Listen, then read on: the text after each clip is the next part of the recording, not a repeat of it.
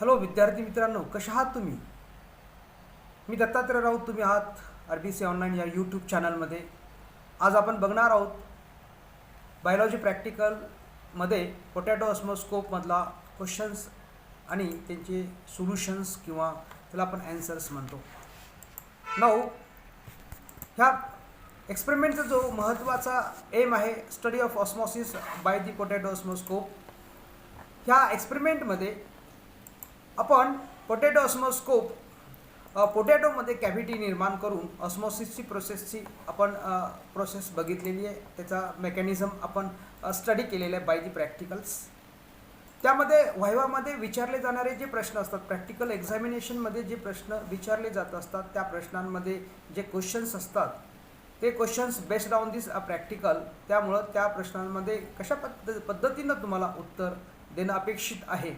तर त्यामध्ये प्रश्न असा आहे आणि क्वेश्चन्स त्या ठिकाणी तुम्हाला त्याचं सोल्युशन्स आणि क्वेश्चन्स आणि सोल्युशन्स त्या ठिकाणी तुम्हाला एक्झामिनर्स परीक्षेमध्ये, प्रॅक्टिकलच्या परीक्षेमध्ये तोंडी प्रश्न तुम्हाला जे विचारले जात असतात, व्हायवा जो होत असतो तो ह्या एक्सपेरिमेंटवर आधारित होत असतो. म्हणून या ठिकाणी बघत असताना की पहिला प्रश्न जो आहे की पहिला प्रश्न आहे, potato is use to prepare the potato osmoscope, justify the statement और दी जस्टिफाय दी पोटॅटो हा is use to prepare the osmoscope justify. प्रश्न विचारलेला आहे की पोटॅटो हा ऑस्मोस्कोप म्हणून उपयोगामध्ये आणला जातो, याचा तुम्ही जस्टिफाय करा. Demonstration of the osmosis, mechanism of the osmosis in living system can be using the potato ऑस्मोस्कोप.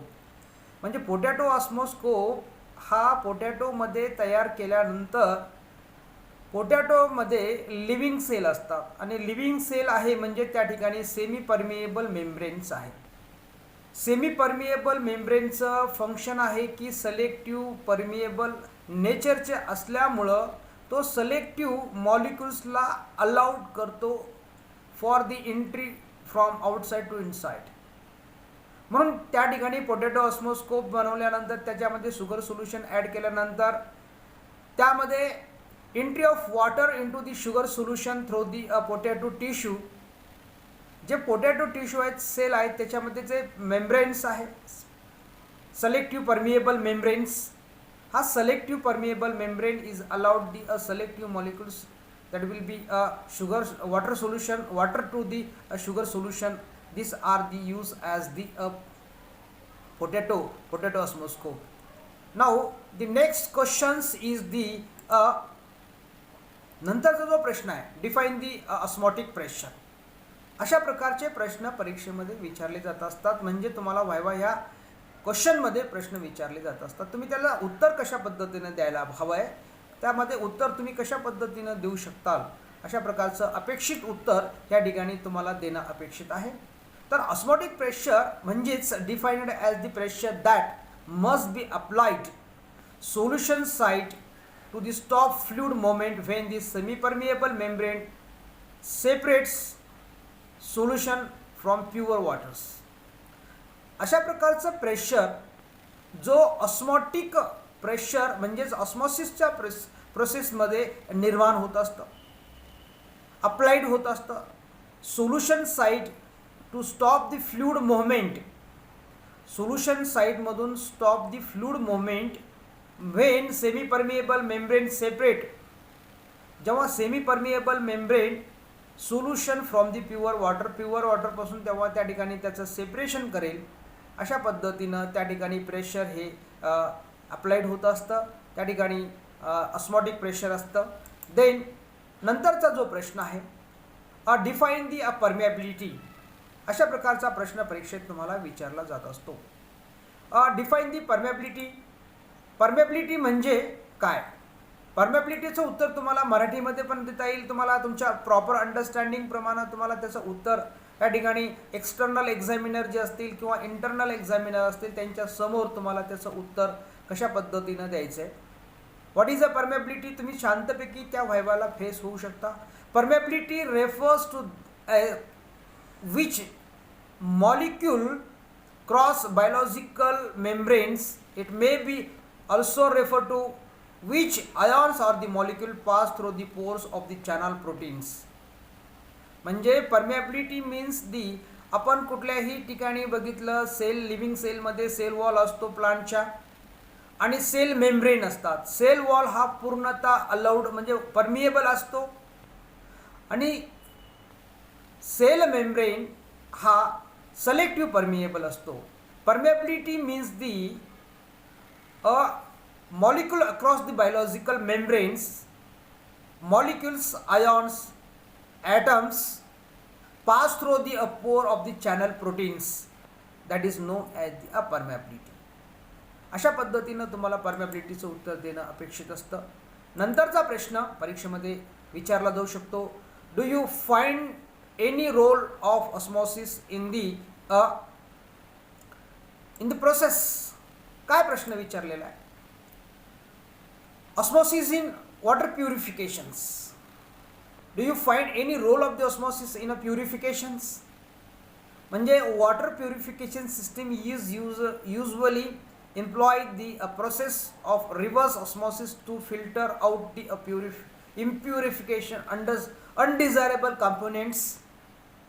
Reverse osmosis, to put it simply, occurs when solvent molecule move from the region of lower concentration to the region of the higher concentration against the concentration gradient. म्हणजे role of osmosis in a purification, water purification मध्ये काय आहे? तुम्हाला आढळला का अशा प्रकारचा role ऑस्मॉसिसचा? Yes, water purification system is usually employ the process of reverse osmosis. जे प्युरिफिकेशन वॉटर प्लांट असतात त्याच्यामध्ये रिव्हर्स ऑस्मॉसिस होत असतं. To filter out the impurities, undesirable components, नको असणारी components. Reverse osmosis, to put it simply, occurs when solvent molecules move from, solvent molecule काय होतात, low concentration to the region of the higher concentration against the concentration gradient. जे water प्युरिफायड जे असतात आहेत त्यांच्यामध्ये जे सिस्टीम लावलेली आहे त्याच्यामध्ये रिव्हर्स ऑस्मॉसिस ही प्रोसेस होऊन आपण प्युअर वॉटर जे आपण पितो, प्युरिफाईड वॉटर जे पितो, RO जे आहे हे RO मध्ये अशा प्रकारचं रिव्हर्स ऑस्मॉसिस होत असतं. त्या पद्धतीनं तुम्हाला परीक्षेमध्ये उत्तर देणं अपेक्षित असतं. त्याच्यानंतरचा प्रश्न जो आहे that questions is the osmosis plays the important role in the नंतरचा प्रश्न आहे osmosis plays an important role in the stomatal moment. Stomatal मोमेंटमध्ये ऑस्मॉसिसचा काय महत्त्वाचा रोल आहे, काय महत्त्वाची भूमिका आहे, अशा प्रकारचा प्रश्न परीक्षेत विचारला जात असतो आणि त्या अनुषंगाने तुम्हाला त्या ठिकाणी उत्तर देणं अपेक्षित असतं. फॉर स्टोमाटल ओपनिंग, स्टोमाटल ओपनिंगमध्ये ऑस्मॉसिस महत्त्वाचा रोल प्ले करत असतो. Water is rushed in to the guard cell. Guard जे सेल जे असतात स्टोमाटामध्ये 2 गार्ड सेल असतात. तर त्या ठिकाणी त्या गार्ड सेलमध्ये टर्जिडिटी निर्माण होते. जेव्हा त्याच्यामध्ये सेल सॅप जास्त प्रमाणामध्ये आल्यानंतर ती सेल टर्जिडिटी निर्माण करते, which depend on the potassium concentration in the cell. ते कशावर अवलंबून असतं? Which depend upon the potassium concentration in the cell. So opposite occurs. जर स्टोमाटा क्लोजर होत असेल तर potassium is transported out of the cell. तो पोटॅशियम सेलच्या बाहेर फेकला जात असतो. That which attract the water out of the exterior.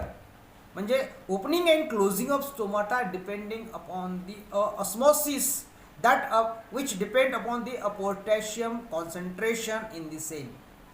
जेव्हा स्टोमाटल ओपनिंग होत असते तेव्हा त्या ठिकाणी which depend upon the potassium concentration in the cell. Potassium concentration in the सेलमधलं काय झालेलं असतं, वाढलेलं असतं. Potassium is transported out the cell. म्हणजे सेल फ्लॅसिड व्हायला लागते. सेल फ्लॅसिड होणे म्हणजे त्याच्यामधली टर्जिडिटी कमी व्हायला लागते, which attract the water out the exterior. बाहेर फेकलं जातं. Collapsing the cell. Cell collapse होतात, फ्लॅसिड व्हायला लागतात. On the pore effectively closing the stoma. Stomata closing आणि ओपनिंगमध्ये ऑस्मॉसिस हा महत्त्वाचा रोल परफॉर्म करत असल्यामुळं अशा पद्धतीनं या ठिकाणी स्टोमाटल मोमेंटमध्ये osmosis plays important role. Thank you so much. आपण आहात ह्या ठिकाणी RBC ऑनलाईनमध्ये आपण बघत आहोत. ह्या ठिकाणी वेगवेगळ्या प्रकारचे व्हिडिओ तुम्हाला प्रॅक्टिकलवर येत राहतील. त्यामुळं तुम्ही ह्या चॅनलला RBC ऑनलाईन चॅनलला तुम्ही सबस्क्राईब करा, लाईक्स करा, कमेंट्स करा आणि आपल्या मित्र आणि मैत्रिणींना आपला हा व्हिडिओ आवडला असेल तर तुम्ही शेअर करू शकता. धन्यवाद. Thank you so much.